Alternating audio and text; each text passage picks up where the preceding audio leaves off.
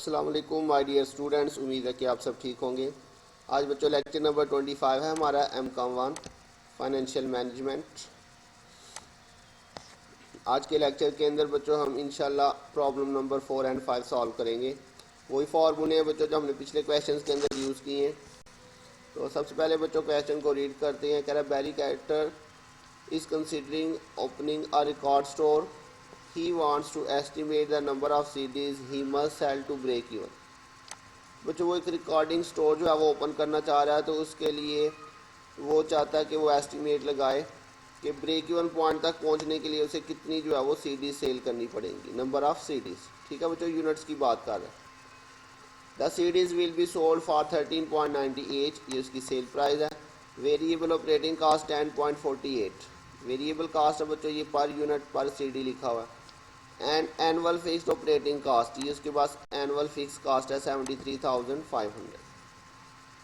First part में बच्चों वो पूछ रहा है find the break even, find the operating break even point in number of CDs, मतलब इन नंबर ऑफ यूनिट्स में आपने बच्चों ब्रेक इवन पॉइंट निकालना है। तो फार्मूला बच्चों वही है जो आपने पिछले सवाल में यूज़ किया था। Break even point in units का फिक्स कास्ट ओवर CM पर यूनिट।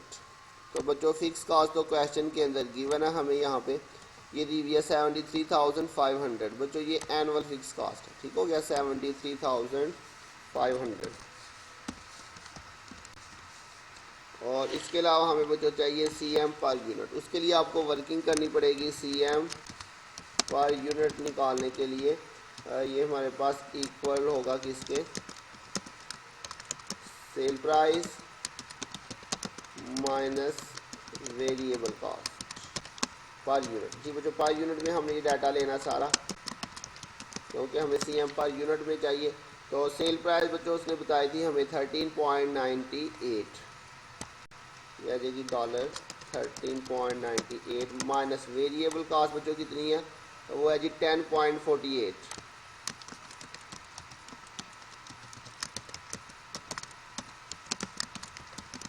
तो ये बच्चों इसमें से माइनस करेंगे हम इसे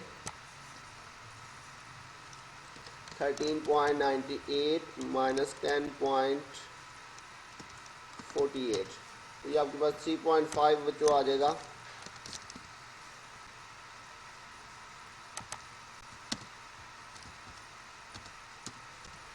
जी तो 3.5 बच्चों आपके पास जो है वो CM पर यूनिट आ जाएगा। इसको यहाँ पे पुट कर देते हैं। तो ये आपके पास ब्रेक इवन पॉइंट जो है वो आ जाएगा क्वांटिटी में 73,500 डिवाइडेड बाय 3.5, तो 21,000 बच्चों सीरीज़ आ जाएगा आपके पास। ठीक है बच्चों, ये उसने सीरीज़ में बताया था, तो आपने साथ में ये मेंशन कर देना सीरीज़।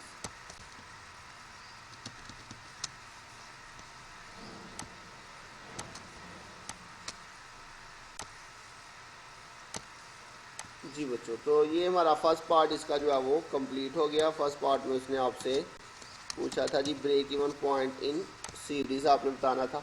सेकंड पार्ट में वो कह रहा है जी calculate the total operating cost at the break even volume found in part A. तो कह रहा है आपने जो पार्ट ए के अंदर जो है वो क्वांटिटी निकाली है, उस क्वांटिटी के मुताबिक आपने इसका क्या निकालना जी, टोटल ऑपरेटिंग कॉस्ट, मतलब टोटल कॉस्ट आपने इसकी कैलकुलेट करनी है। तो जो टोटल कॉस्ट जो है वो कैसे आती है, ये आपने BCom के अंदर बच्चों इकोनॉमिक्स में आपने पढ़ा हुआ है बच्चों, टोटल कॉस्ट निकालना। ठीक है, तो टोटल कॉस्ट तो बच्चों मैंने आपको बताया था दो चीज़ें होती हैं, fix cost plus variable cost. Total cost plus इसमें कितनी चीज़ें होती हैं बच्चों, दो चीज़ें, फिक्स कॉस्ट और वेरिएबल। तो टोटल कॉस्ट के अंदर फिक्स कॉस्ट तो बच्चों गिवन है, ये हमारे पास है जी 73,500, ये आ जाएगी fix cost 73,500 plus variable cost बच्चों कैसे आएगी। तो वेरिएबल कॉस्ट निकालने के लिए हम क्या करेंगे, जो हमारा ब्रेक इवन पॉइंट आया उसे आपने बच्चों मल्टीप्लाई कर देना है किसके साथ, जो हमारी वेरिएबल कॉस्ट पर यूनिट है। ठीक है बच्चों, तो उसने बच्चों बताया था कि क्वांटिटी आपने कौन सी लेनी है, क्वांटिटी आपने ये याद रखिएगा। वेरिएबल कास्ट कैसे आएगी, क्वांटिटी जो भी होगी उसको आपने वेरिएबल कास्ट पर यूनिट के साथ मल्टीप्लाई कर देना, ठीक है। क्वांटिटी, अच्छा यहाँ पे क्वांटिटी आपने यूनिट्स कौन से लेने हैं वो उसने कहा हुआ है वॉल्यूम फाउंड इन पार्ट ए, जो आपने पार्ट ए में फाउंड किया है ना वॉल्यूम क्वांटिटी, वो आपने जो है वो लेनी है यहाँ पे टोटल कास्ट निकालने के लिए। तो यहाँ पे बच्चों अगर आप देखें तो ब्रेक इवन पॉइंट आपने निकाला है 21,000, ठीक है। तो ये आपके पास आएगा 73,500 प्लस क्यू आपके पास ये आ जाएगा 21,000 सीडीज और मल्टीप्लाई बाय बच्चों वेरिएबल कास्ट उसने आपको बताई थी कितनी थी, यहाँ से देख लेते हैं, ये जी 10.48।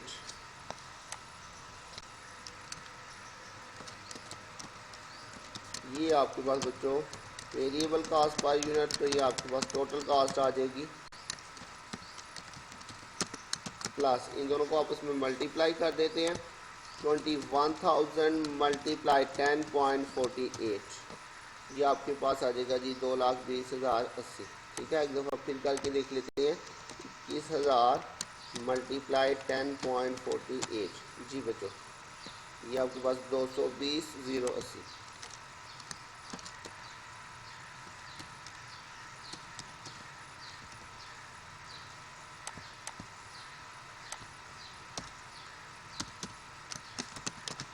तो इन दोनों का बच्चों टोटल कर लेते हैं, ये हमारे पास इसमें प्लस करते हैं 73,500, तो ये 293,580,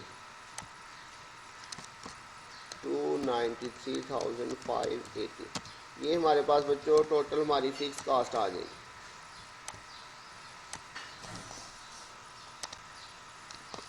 क्लियर हो गया बच्चों। उसके बाद बच्चों नेक्स्ट पार्ट के अंदर उसने आपसे पूछा हुआ if Barry estimate that a minimum he can sell 2,000 CDs per month should he go into the record business. तो बच्चों वो कह रहा है कि उसने एस्टिमेट लगाया कि वो मंथली जो है वो 2,000 सीडीज जो है वो सिर्फ सेल कर सकता है, तो क्या उसे ये बिज़नेस करना चाहिए या नहीं करना चाहिए। तो बच्चों अगर हम ब्रेक इवन पॉइंट को अचीव कर रहे हैं या ब्रेक इवन पॉइंट से ऊपर जा रही है हमारी सेल, तो फिर हमें ये बिज़नेस करना चाहिए। लेकिन अगर हमारी सेल जो है वो ब्रेक इवन पॉइंट से कम है तो फिर हमें ये बिज़नेस नहीं करना चाहिए। तो यहाँ पे बच्चों देखते हैं कि हमारी जो सेल है वो ब्रेक इवन पॉइंट को अचीव कर रही है या नहीं कर रही। तो यहाँ पे बच्चों देखें हमारे पास ब्रेक इवन पॉइंट ये आया था 21,000, लेकिन बच्चों ये 21,000 जो है ये एनुअली है। अच्छा ये एनुअली कैसे है, ये मंथली भी हो सकता है एनुअली भी हो सकता है, लेकिन ये एनुअली क्यों है। ये बच्चों देखें फिक्स कास्ट यहाँ पे जो उसने हमें दी थी क्वेश्चन में ये पर ईयर थी।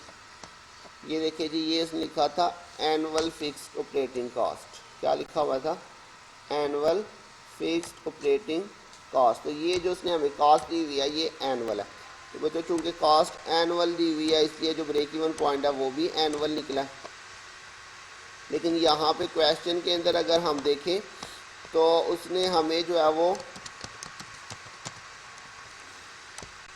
जो एस्टिमेटेड सेल यहाँ पे बताई हुई है बच्चों ये उसने पर मंथ में बताई हुई है। तो बच्चों क्या करेंगे इसे पहले जो है वो एनुअल में, क्योंकि इसे एनुअल में कन्वर्ट करके फिर ही इसके साथ कंपेयर करेंगे, क्योंकि ये एनुअल है और ये मंथली है। जो एस्टिमेटेड सेल की बना ये मंथली है। तो क्या करते हैं बच्चों इस एस्टिमेटेड सेल को पहले क्या करते हैं जी एनुअल में कन्वर्ट करते हैं। तो हम निकालते हैं यहाँ पे सबसे पहले एस्टिमेटेड एनुअल सेल कैसे आ जाएगी बच्चों 2,000 सीडीज है हमारे पास मंथली, और इसको बच्चों हम मल्टीप्लाई अगर करें 12 के साथ तो ये हमारे पास 24,000 सीडीज आ जाएगा हमारा, ठीक है। तो ये हमारे पास एस्टिमेटेड एनुअल सेल आ गई। अब बच्चों इस एस्टिमेटेड एनुअल सेल को हम अपने ब्रेक इवन पॉइंट के साथ कंपेयर करते हैं। तो मैंने आपको बताया अगर हमारी जो सेल है वो ब्रेक इवन पॉइंट के इक्वल या उससे ऊपर होगी तो हमें ये बिज़नेस कर लेना चाहिए, और अगर जो है वो हम ब्रेक इवन पॉइंट को नहीं अचीव कर रहे तो हमें ये बिज़नेस नहीं करना, क्योंकि अगर हम ब्रेक इवन पॉइंट को ही अचीव नहीं कर रहे, ब्रेक इवन पॉइंट वो पॉइंट होता है बच्चों जहाँ पे ना प्रॉफिट होता है ना लॉस होता है। तो अगर हम ब्रेक इवन पॉइंट से भी कम पे जाएंगे तो इसका मतलब हम लॉस में चले जाएंगे, ठीक है। तो अगर हम ब्रेक इवन पॉइंट को अचीव कर रहे हैं तो हमें ये बिज़नेस करना चाहिए, अदरवाइज़ नहीं करना चाहिए। तो बच्चों चूँकि हमारी एस्टिमेटेड से 24,000 है जो कि ब्रेक इवन पॉइंट से ज़्यादा है, तो इसलिए बच्चों हमें जो है ये बिज़नेस कर लेना चाहिए। ठीक है, तो यहाँ पे बच्चों हम स्टेटमेंट लिखेंगे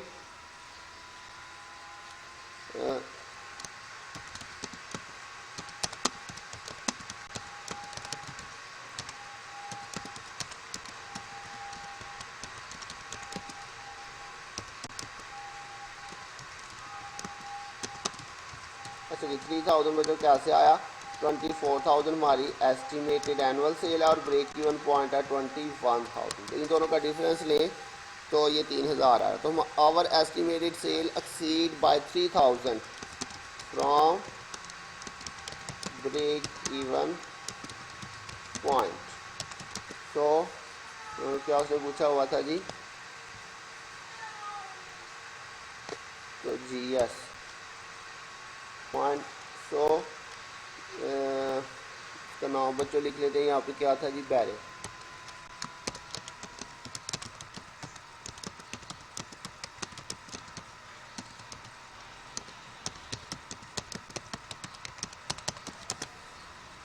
जी बच्चों तो देखिए जी हमने स्टेटमेंट में क्या लिखा जी, our estimated cell exceed by 3,000 from break even point, so Barry should go into record business. हमारी जो सेल है वो 3,000 से जो है वो एक्सीड कर रही है ब्रेक इवन पॉइंट से, इसलिए हमें इस बिज़नेस को करना चाहिए।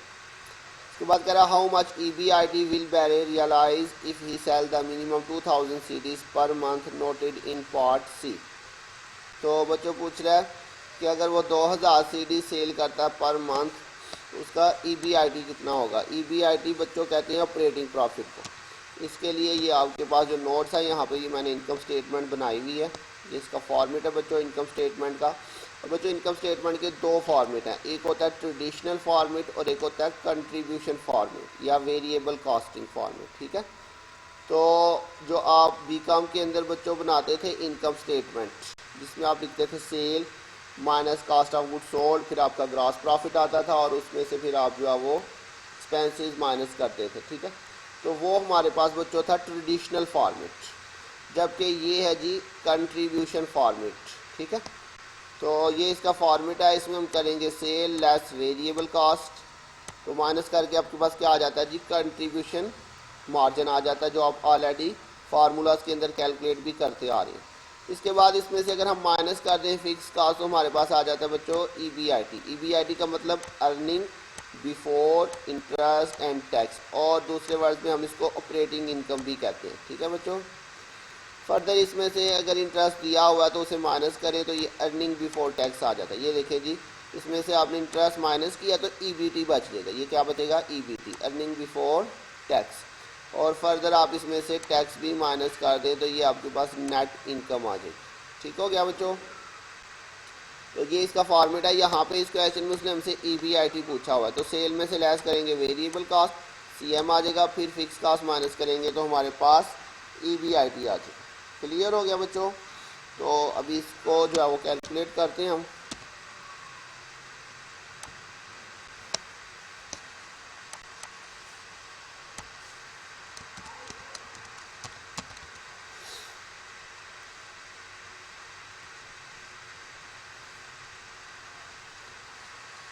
तो ये बच्चों हमारे पास सबसे पहले क्या आएगी जी, सेल 24,000 जी बच्चों। एनुअल सेल यहाँ पे हम निकालेंगे। ठीक है बच्चों, तो कह रहा है कि जी सी पार्ट में जो उसने 2,000 यूनिट्स अगर वो सेल करता है तो उसका EBIT कितना होगा। तो बच्चों चूँकि फ़िक्स कास्ट जो है वो हमें एनुअली बताई हुई है। ठीक है, मैं आपको अभी बताता हूँ कि हम इसको एनुअल में क्यों निकाल रहे हैं। सेल प्राइस बच्चों इसकी कितनी है, सेल प्राइस ने हमें बताई थी यहाँ पे 13.98, 13.98। ये बच्चों आपस में मल्टीप्लाई हो जाएंगे, 24,000 मल्टीप्लाई 13.98, ये आपके पास जो है वो सेल आ गई। लेस करेंगे इसमें से वेरिएबल कास्ट, वेरिएबल कास्ट भी बच्चों ऐसे ही आएगी 24,000 CDC, और मल्टीप्लाई बाय वेरिएबल कास्ट करेंगे तो वेरिएबल कास्ट हमारे पास कितनी गिवन थी बच्चों, ये हमारे पास थी 10.48।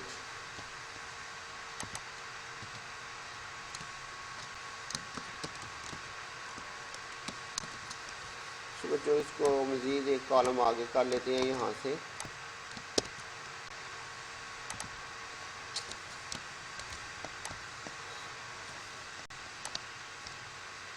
अच्छा जी, ये हमारे पास 24,000 मल्टीप्लाई बाई 10.48, ये आ गई जी वेरिएबल कास्ट। दोनों का डिफरेंस लेते हैं।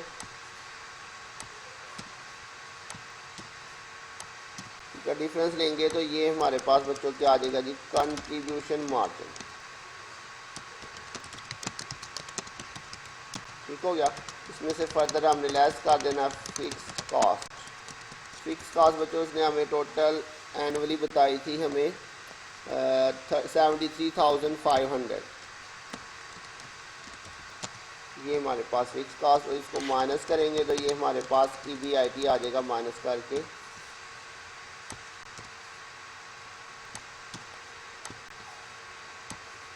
तो बच्चों ये हमारे पास आंसर आ गया EBIT। अच्छा बच्चों, यहाँ पे अगर हम देखें तो उसने हमें पूछा था कि EBIT हमारा कितना होगा अगर हम 2000 सीडीज़ पर मंथ सेल करते हैं। लेकिन अगर हम यहाँ पे देखें क्वेश्चन के अंदर हमने जो है वो एनुअली निकाला बच्चों। इसकी रीज़न क्या है बच्चों? ये एनुअली हमने इसलिए निकाला है क्योंकि हमारे पास जो फिक्स कास्ट यहाँ पे गिवन थी क्वेश्चन में वो पर ईयर थी। ठीक है, अगर हम यहाँ पे जो है वो 2000 के साथ करते तो ये हमारे पास बच्चों जो कंट्रीब्यूशन मार्जिन आता वो हमारे पास पर मंथ में आता। ठीक है, अगर यहाँ पे हम 2000 से करते इधर 2000 से, तो हमारे पास जो कंट्रीब्यूशन मार्जिन आता वो किस में आता, पर मंथ में। जबकि फिक्स कास्ट जो है वो पर ईयर उसने बताई हुई है, तो इसलिए जो है वो आपस में मैच नहीं होगा। अगर यहाँ पर मंथ और ये पर ईयर है तो ये आपस में मैच नहीं होगा। ठीक है, तो चूँकि यहाँ पे फिक्स कास्ट एनुअली बताई हुई थी, इसलिए हमने जो EBIT है वो भी हमने एनुअली कैलकुलेट किया है। तो अब यहाँ पे देखें ये हमने एनुअल से लिया है, एनुअल वेरिएबल कास्ट है, तो ये हमारे पास कंट्रीब्यूशन मार्जिन जो है ये भी एनुअल ही आया। ठीक है, तो अब ये एनुअल CM में से आपने एनुअल फिक्स कास्ट माइनस की तो ये एनुअली EBIT आपके पास आ गया। ये रीज़न है कि हमने यहाँ पे 2000 से नहीं किया, हमने 24,000 से किया जो उसकी एनुअल सेल बनती। ठीक है जी, ये देखिए जी हमने यहाँ पे कैलकुलेट किया था 2000 से रब 12, तो ये एनुअल सेल बन रही है। तो ये बच्चों क्वेश्चन था, इम्पॉर्टेंट क्वेश्चन है, पेपर में आ सकता है। तो इसके साथ ही बच्चों नेक्स्ट क्वेश्चन भी हम करेंगे आज जी। नेक्स्ट क्वेश्चन भी बिल्कुल सिंपल है, करा जी JWG company publish creative crosswords. Last year the book of puzzles sold for $10 with variable operating cost per book of 8 and fixed cost of 40,000। जी बच्चों, ये कोई बुक जो है वो पब्लिश कर रहे हैं जिसकी सेल प्राइस वो बता रहा है $10 है, वेरिएबल कास्ट 8 है और फिक्स कास्ट जो है वो 40,000 है। How many books must JWG sell this year to achieve the break even point for the stated operating cost. जी बच्चों कह रहा है कि कितनी से जो है वो बुक सेल करनी पड़ेंगी ब्रेक इवन पॉइंट को अचीव करने के लिए, given the following different circumstances. तो ये बच्चों आपके पास ABCDE जो है ये सेपरेट पार्ट है। सबसे पहले ये पार्ट में उसने कहा जी all figures remain the same as last year. तो जी बच्चों आपने यही वाला डाटा लेके जो है इसका क्या निकालना है, ब्रेक इवन पॉइंट। तो बिल्कुल सिंपल सा क्वेश्चन है बच्चों, फार्मूला आपको आता है, यहाँ पे इसमें जस्ट वैल्यूज पुट करनी है हमने। फिक्स कास्ट उसने आपको बताई हुई है 40,000 है आपके पास, और फर्दर हमें CM पर यूनिट चाहिए, उसके लिए वर्किंग कर लेते हैं। CM पर यूनिट इज इक्वल टू आ जाएगा जी sell price minus variable cost. तो CM पर unit is equal to sell price हमारे पास कितनी है बच्चों, यहाँ पे है 8 और variable cost sorry sale price है 10 और वेरिएबल कास्ट है हमारे पास 8।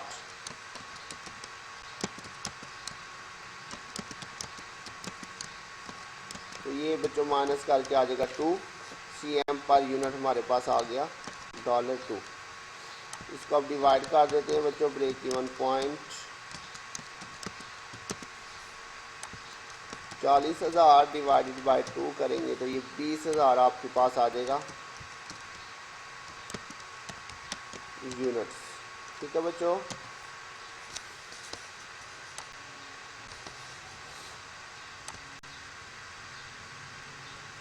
जी तो ये आपके पास बुक्स में उसने बताया हुआ था, तो आप इसके साथ लिख सकते हैं यूनिट्स या बुक्स,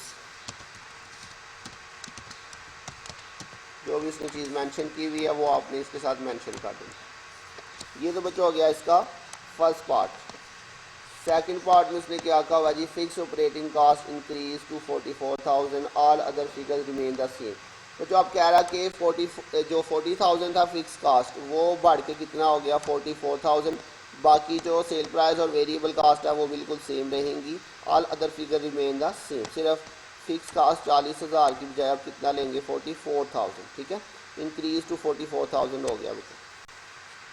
तो यहाँ पे सिर्फ फिक्स कास्ट जो है वो हमारे पास चेंज हो जाएगी 44,000, और बाकी जो हमारे पास सेल प्राइस और वेरिएबल कास्ट है वो सेम रहेगी। तो मतलब सीएम पर यूनिट भी सेम रहेगा, वो 2 ही आएगा, यहाँ पे दोबारा से निकालने की ज़रूरत नहीं हमें बच्चों। तो ये आ जाएगा 44,000 डिवाइडेड बाई 2, तो ये 22,000 आपके पास अब जो है वो ब्रेक इवन पॉइंट आ जाएगा।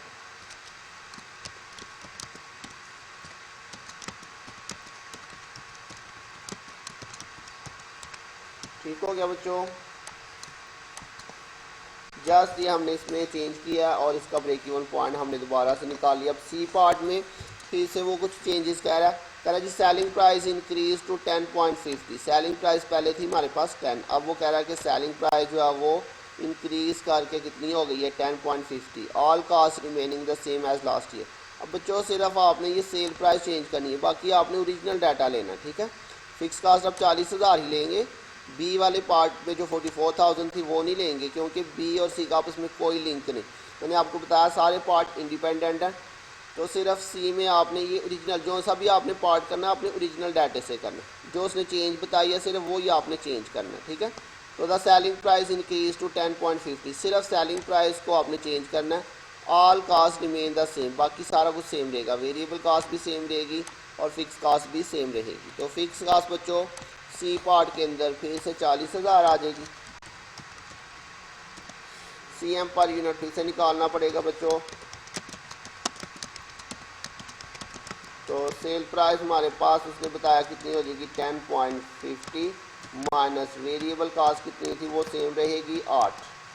तो ये माइनस कर लेते हैं 10.50 माइनस 8, तो ये 2.50 आपके पास जो है वो आ जाएगा सीएम पर यूनिट।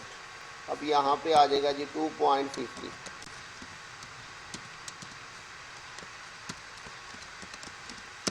ठीक हो गया बच्चों। अच्छा 5 लिख लें 50 लिख लें, एक ही बात है। तो 40,000 डिवाइडेड बाय 2.50 करेंगे तो ये 16,000 आपके पास ब्रेक इवन पॉइंट आ जाए।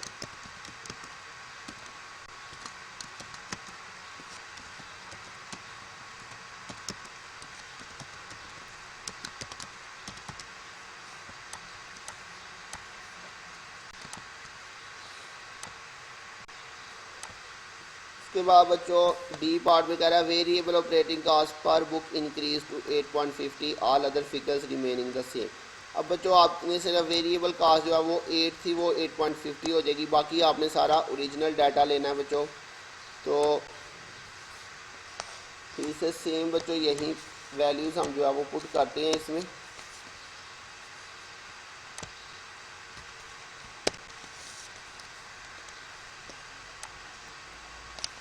जी बच्चों फिक्स कास्ट यही रहेगी, सेल प्राइस जो है वो भी सेम रहेगी 10। बस इसमें हमारे पास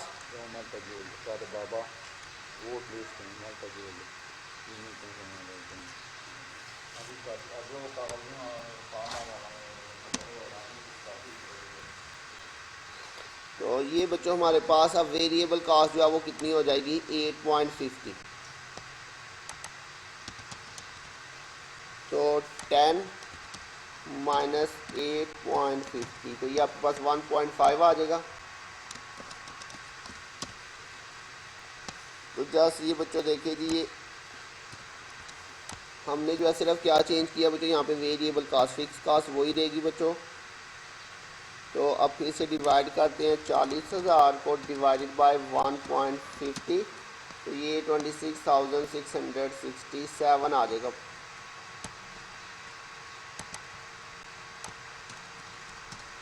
26,667 बुक्स आ जाएंगी। ठीक हो गया बच्चों। तो ये हमारे पास डी पार्ट भी हो गया। इसके बाद ई पार्ट में जस्ट बच्चों हमने स्टेटमेंट बतानी है एक।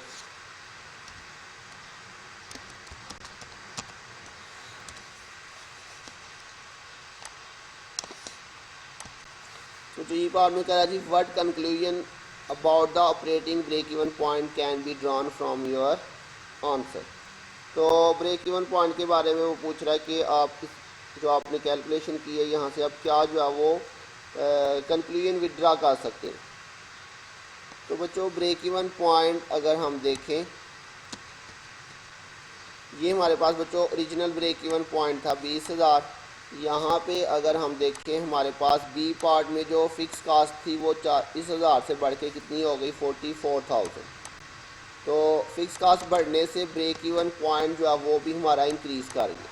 ठीक है, ये देखें फिक्स कास्ट 20,000 था, सॉरी ब्रेक इवन पॉइंट 20,000 था, फिक्स कास्ट बढ़ने से वो कितना हो गया 22,000। इसका मतलब है कि ब्रेक इवन पॉइंट और फिक्स कास्ट के अंदर जो है वो डायरेक्ट रिलेशन पाया जाता है। अगर फिक्स कास्ट बढ़ती है तो हमारा ब्रेक इवन पॉइंट भी बढ़ जाएगा। ठीक है, और इसी तरह से बच्चों सेकंड पार्ट में अगर हम देखें, सेकंड पार्ट में हमारे पास ब्रेक इवन पॉइंट जो है वो डिक्रीज़ कर गया। सेकंड पार्ट में चेंज क्या हुआ था बच्चों, सेल प्राइस चेंज हुई थी। सेल प्राइस इंक्रीज़ हमने की तो ब्रेक इवन पॉइंट बच्चों ये फर्स्ट के साथ आप इसको कंपेयर करेंगे। इसमें देखिए जी 20,000 था और सी पार्ट में हमारी सेल प्राइस जो है वो 10 से बढ़ के कितनी हो गई थी 10.50 और हमारा ब्रेक इवन पॉइंट क्या हुआ डिक्रीज़ हो गया। इसका मतलब क्या हुआ कि सेल प्राइस और ब्रेक इवन पॉइंट के दरमियान जो है वो इन्वर्स रिलेशन है। अगर सेल प्राइस बढ़ती है तो ब्रेक इवन पॉइंट जो है वो कम होता जाए। ठीक है, फिक्स कास्ट और ब्रेक इवन पॉइंट में पॉजिटिव रिलेशन है। फिक्स कास्ट बढ़ेगी तो ब्रेक इवन पॉइंट भी बढ़ जाएगा, जबकि सेल प्राइस और ब्रेक इवन में अपोजिट जो है वो इन्वर्स रिलेशन है। अगर सेल प्राइस बढ़ती है तो ब्रेक इवन पॉइंट जो है वो कम हो जाएगा। इसी तरह से बच्चों नेक्स्ट डी पार्ट में उसने कहा था जी वेरिएबल कास्ट इंक्रीज़ हो गई है। तो वेरिएबल कास्ट इंक्रीज़ हुई है तो बच्चों हमारे पास जो ब्रेक इवन पॉइंट है वो भी क्या हो गया इंक्रीज़ हो गया। ठीक है, तो ब्रेक इवन पॉइंट क्या हो गया इंक्रीज़। इसका मतलब कि वेरिएबल कास्ट और ब्रेक इवन पॉइंट में भी पॉजिटिव रिलेशन है। अगर वेरिएबल कास्ट बढ़ती है तो ब्रेक इवन पॉइंट भी बढ़ रहा है। वेरिएबल कास्ट कम होगी तो ब्रेक इवन पॉइंट भी कम होगा। तो बच्चों क्या हमने कंक्लूजन यहाँ से विड्रा किया कि हमारे पास जो फिक्स कास्ट है और वेरिएबल कास्ट है इसके अंदर और ब्रेक इवन पॉइंट में पॉजिटिव रिलेशन पाया जा रहा है। अगर ये बढ़ते हैं तो ब्रेक इवन पॉइंट भी बढ़ रहा है, जबकि सेल प्राइस और ब्रेक इवन पॉइंट में जो है वो इन्वर्स रिलेशन पाया जा रहा है। अगर सेल प्राइस बढ़ती है तो वेरिएबल कास्ट जो है वो कम हो रही है। तो ये आपने बच्चों यहाँ पे स्टेटमेंट में लिख देना है।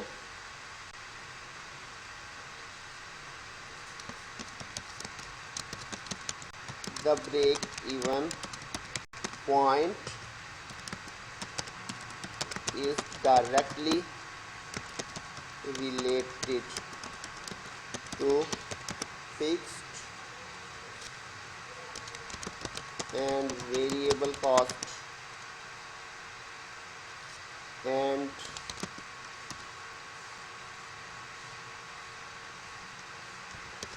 inversely related to selling price. ठीक है बच्चों, increases in cost price the break even point while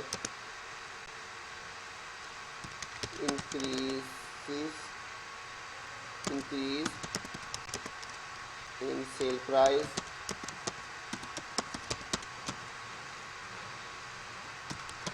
lower. तो जी बच्चों वही जो मैंने आपको अभी एक्सप्लेन किया है उसी को हमने स्टेटमेंट में लिखा है कि ब्रेक इवन पॉइंट जो है वो डायरेक्टली रिलेटेड है फिक्स्ड और वेरिएबल कास्ट के साथ, जबकि इन्वर्सली रिलेटेड है सेलिंग प्राइस के साथ। इसी को उसने मज़ीद आगे एक्सप्लेन किया। Increase in cost raise the break even point. Cost बढ़ेगी तो बच्चों ब्रेक इवन पॉइंट भी बढ़ेगा, वेरिएबल कास्ट बढ़े चाहे फिक्स कास्ट बढ़े।